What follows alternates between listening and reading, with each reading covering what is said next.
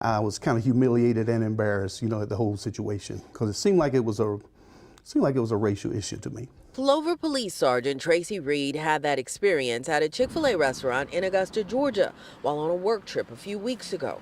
He and 3 other CPD officers, all of them white, went into the restaurant for breakfast. We all came into the restaurant together, we rode together, came in the restaurant together, all had the same uniform on, stood in line together. There was never a time that we were not together while standing in line. They say all 3 white officers were offered a complimentary meal, which they say is often offered to law enforcement at the popular restaurant chain. But when Sergeant Reid got to the register, he had to pay.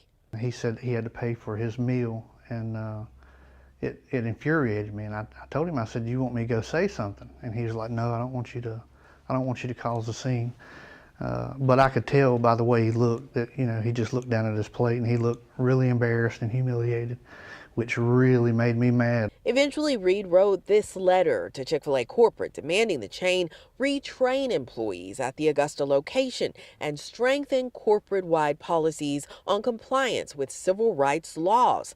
But Reid and the other officers were not satisfied with the response from the Augusta store manager, which included 2 cards for free meals. They said that it was perceived that we were embarrassed, or that it was a racial incident, which I didn't like, because I know it wasn't perceived. It actually happened. He's not the only one who perceived it. We all perceived it that way, and it's not even perception, it's what happened.